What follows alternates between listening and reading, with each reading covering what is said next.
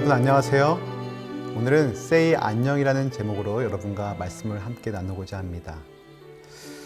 고흐는 자화상을 많이 그린 것으로 유명합니다. 모든 그림들은 다 고흐의 자화상들인데요. 그는 왜 자화상을 이렇게 많이 그렸을까요? 미술평론가들은 다음 두 가지로 추측합니다. 하나는 불같은 성질의 비타협적인 말투를 가졌던 고흐는 사람들과의 관계가 별로 좋지 않았다고 합니다. 또 다른 문제는 현실적인 문제였는데요. 그는 모델료를 지급할 돈이 없었기 때문에 부득이하게 자화상을 그릴 수밖에 없었다고 합니다. 하지만 여기 고흐의 그림 중에서도 사뭇 다른 느낌의 그림이 있습니다. 바로 이 그림인데요. 고흐의 어두운 자화상과는 다르게 따뜻하고 밝고 친근한 기분이 들게 하는 그런 그림입니다. 고흐가 이 사람을 좋아했다고 느껴지는 게 배경에는 장식과 꽃과 그리고 수염도 뱅글뱅글 곡선을 많이 사용하여 재밌게 표현하였습니다. 그림에서 이런 표현은 그 사람에 대한 화가의 관심과 호감을 나타낸다고 합니다. 또 파란 옷을 초록색 배경과 조화시켜서 편안한 느낌을 갖게 합니다. 이 사람은 고흐에게 어떤 사람이었기에 많은 고흐의 그림에 등장하는 것일까요? 사교성이 없는 고흐도 마음을 내어줄 만큼 성격이 호탕하고 정이 많은 사람이었을 것입니다. 또 모델료를 특별히 지급하지 않아도 함께 작품 활동이 끝나고 함께 밥을 먹으면서 이런저런 이야기를 나눌 수 있는 편안한 사람.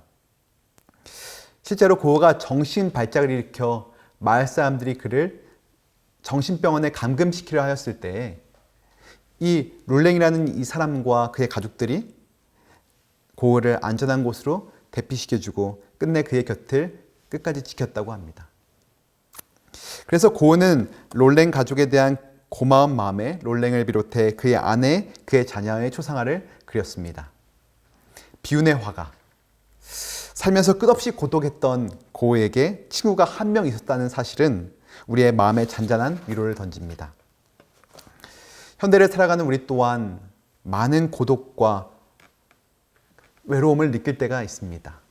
저도 그럴 때가 종종 있습니다. 바쁘게 살다가 뭔가 허전하고 내 존재가 탈탈 털리는 그런 기분을 느낄 때가 있는데 여러분도 그런 느낌이 들 때가 있으십니까? 코로나19로 단절되고 격리되면서 우리에게는 서로의 안부를 묻고 마음을 나눌 수 있는 친구가 더 절실하게 느껴지고 있습니다. 우리는 누군가와 만날 때 안녕이라고 인사합니다. 우리가 의례적으로 사용하였던 이 안녕에는 여러 의미가 담겨져 있습니다. 당신은 안녕하십니까? 요즘 마음이 어떠십니까? 요즘 잘 지내시나요? 이 모든 것이 포함되어 있는 참 좋은 말이 이 안녕입니다. 그래서 저는 이 안녕이라는 말이 결코 가볍게 느껴지지 않습니다. 특별히 요즘과 같은 50일 동안 장마가 이어지고 또한 마스크를 하루라도 쓰지 않으면 안 되는 이런 요즘과 같은 상황에서 더더욱 말입니다. 여러분 안녕하십니까? 여러분의 마음은 어떠십니까? 여러분 잘 지내고 계십니까? 저는 여기 이 방송을 듣는 여러분에게 각각 이 말씀을 좀 드리고 싶어요. 여러분 정말 안녕하십니까?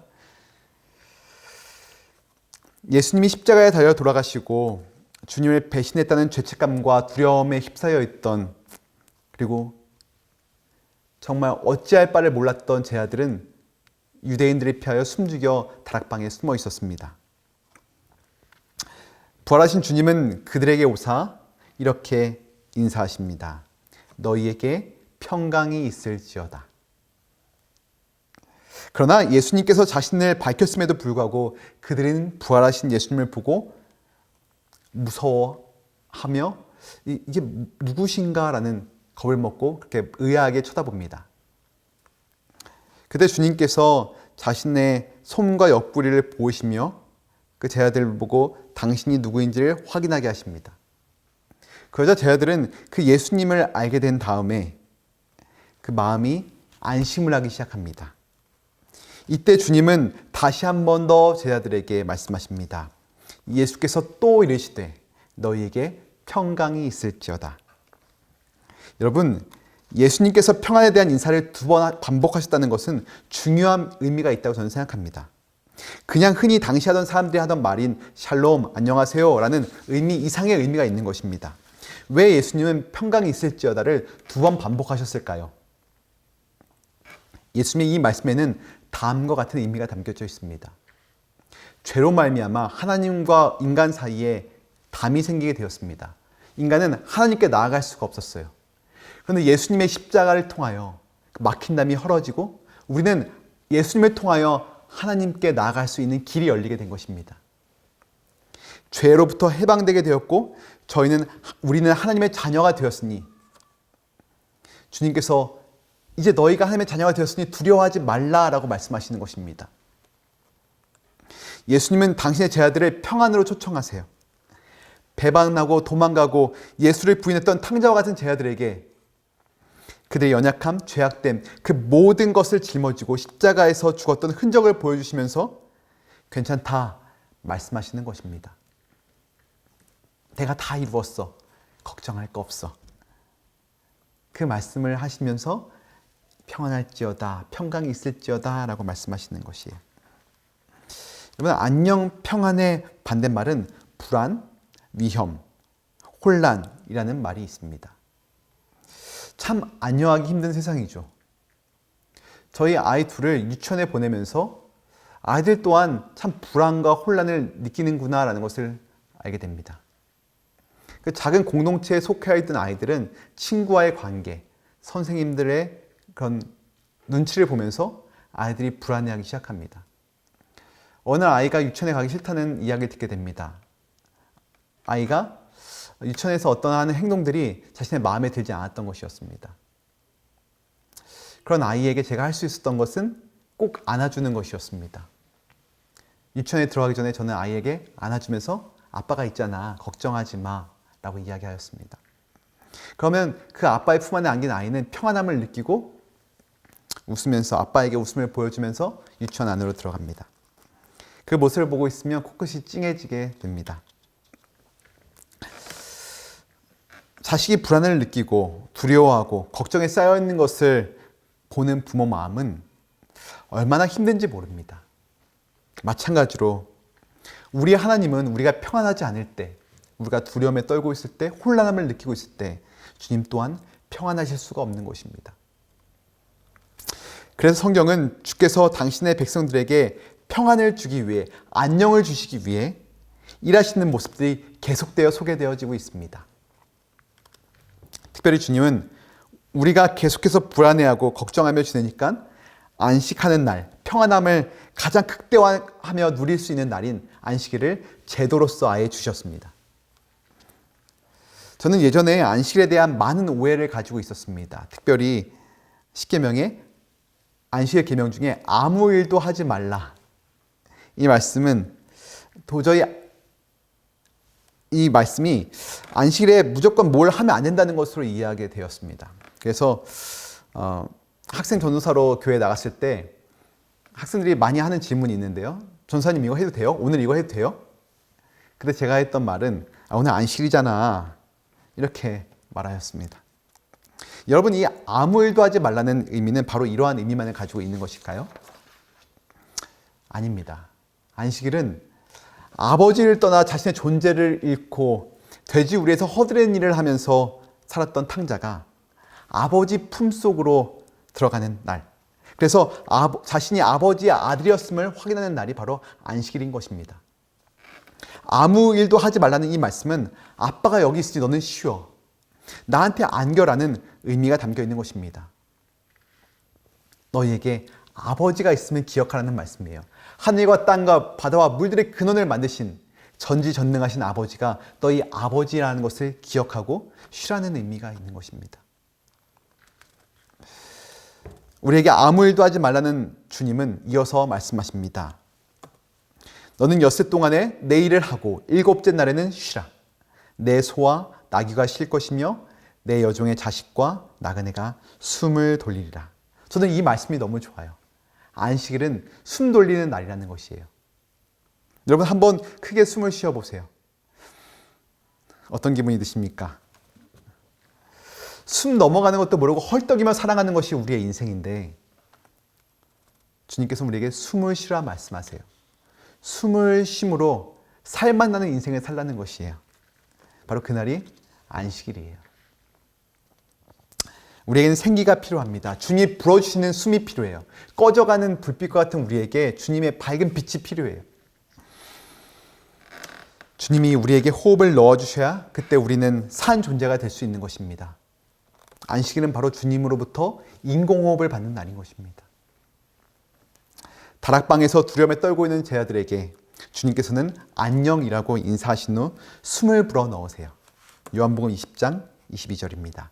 이 말씀을 하시고 그들을 향하사 숨을 내쉬며 이르시되 성령을 받으라. 그들은 그 성령의 임재를 통해 지금 아무것도 상황이 바뀐 것이 없는데도 불구하고 평안을 경험할 수 있었어요. 우리도 이 주님이 내신 성령을 받아야 합니다.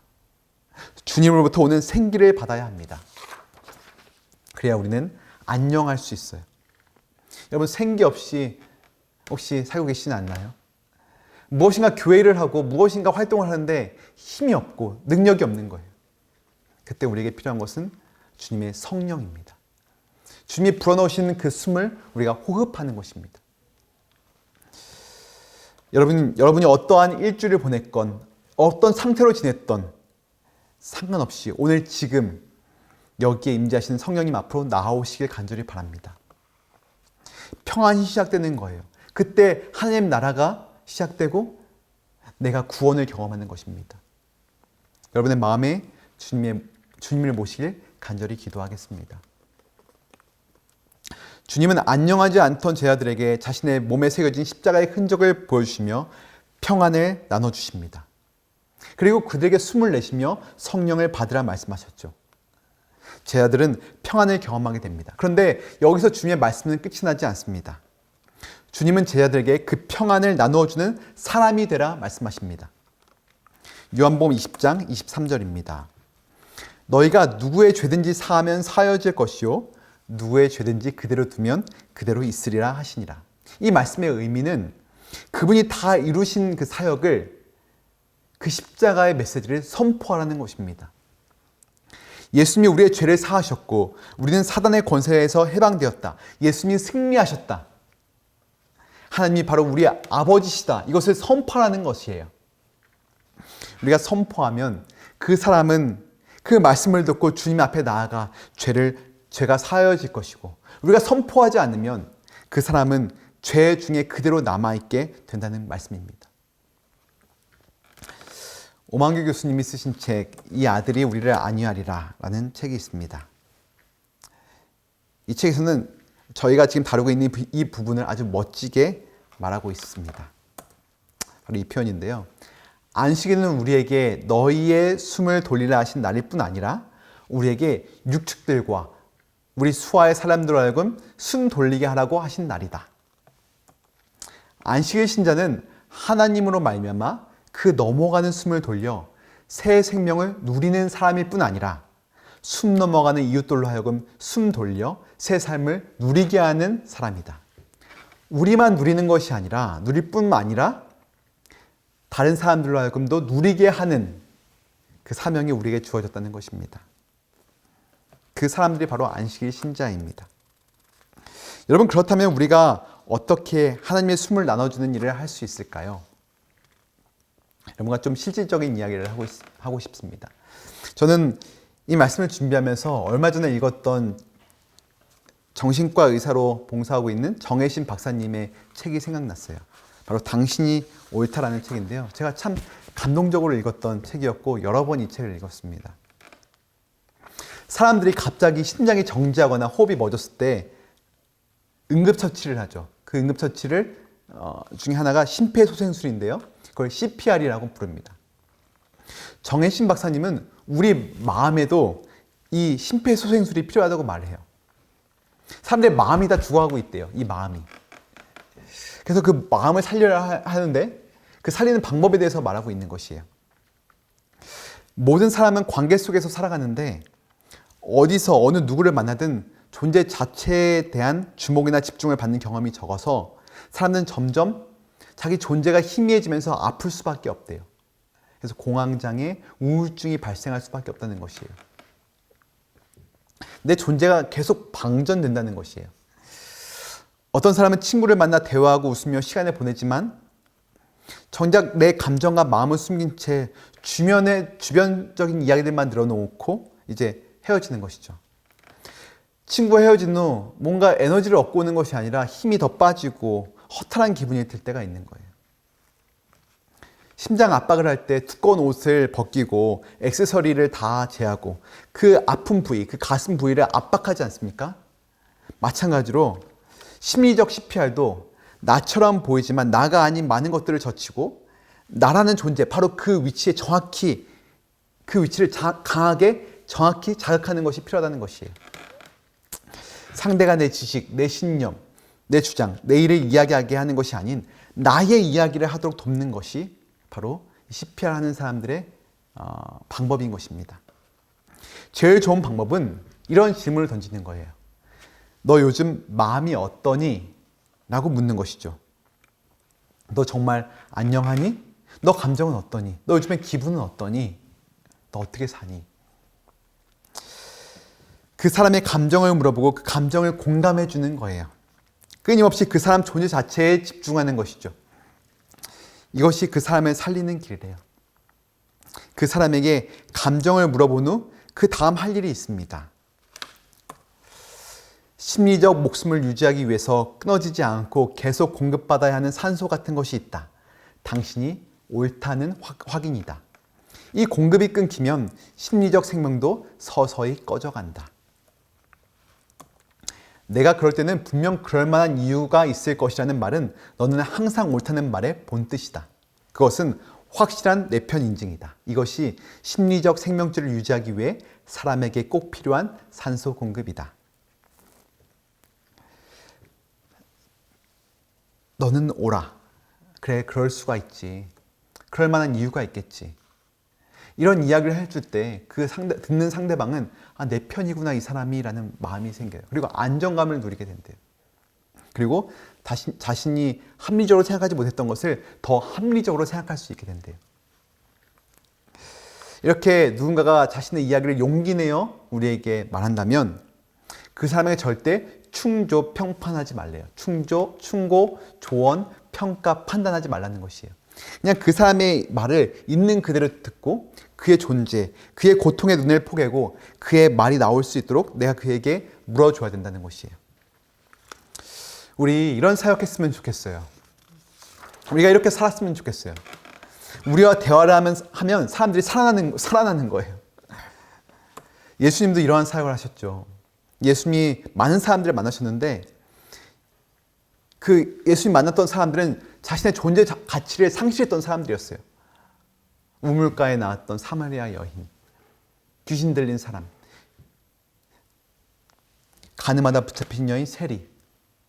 그런데 주님은 그들이 입은 옷, 그들의 상황, 그들의 환경 이걸 주목하지 않으시고 그 사람 존재 자체에 주목하세요. 그런데 사람들은 주님을 만났을 때 자신을 감추기 위해 빙빙 화제를 돌립니다.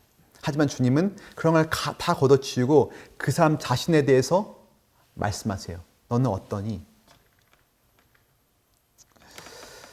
사람들은 예수님을 만난 후 잃어버렸던 자신을 찾게 됩니다. 자신이 어떠한지와 상관없이 존재 자체만으로 자신에게 주목해주며 어떠한 이해관계도 없이 무조건 나를 사랑해주고 지지해주는 그 한 분으로 인해 사람들은 다시 살게 되고 기쁨을 찾게 되는 것이었죠. 저는 참 공감이 약한 사람입니다. 타고나게 공감을 못하게 태어났어요. 저는 그런 것 같아요. 그런데 저는 이런 책들을 읽고 말씀을 보면서 계속 기도하고 있어요. 하나님, 제가 공감할 수 있는 사람이 되게 도와주세요. 누군가를 충고하고 판단하고 조언하려고 말하는 것이 아니라 그 사람의 겉모습을 보고 이야기하는 것이 아니라 그 사람 자체 존재에 대해서 집중하고 이야기하고 들어줄 수 있는 사람이 되게 도와주세요. 저는 요즘에 그렇게 살려고 많이 노력하고 있습니다. 우연히 만나는 친구들, 학교에서 캠퍼스에서 만나는 학생들, 그들에게 바로 이 질문을 제가 자주 던져요. 그러자 정말 제가 기대하지 않았던 이야기를 듣게 되고 함께 이야기 나누는 경험을 요즘 근래 계속하고 있습니다. 여러분, 우리 이런 예수님의 숨, 예수님의 안식, 평안을 나눠주는 사역을 해야 되지 않을까요? 이런 사람들이 교회에 있다면, 이런 사람들이 가족 중에 있다면 얼마나 좋을까요? 세이교회는 근본에 이와 같은 사역을 하기 위해 세이 안녕이라는 프로젝트를 선교부가 기획하였습니다. 안녕, 친구에게 묻는 것입니다. 각 마을에서 선정한 5분 남짓의 영상을 보내고 싶은 친구를 생각하면서 그 친구에게 보내는 것입니다. 요즘 교회를 쉬고 있는 친구, 함께 챗불세를 했던 친구들, 중고등학교 때 함께 학교를 다녔던 친구들, 누구는 상관없이 생각나는 친구에게 보내는 것입니다. 때론 가족에게 보내는 것입니다. 그리고 친구와 함께 그 영상을 본 소감을 나누는 것입니다. 서로의 마음을 나누고 그 사람의 존재 자체에 주목하며 대화를 하는 것입니다. 요즘 너 마음은 어떠니? 요즘 넌 어떠니? 잘 지내니?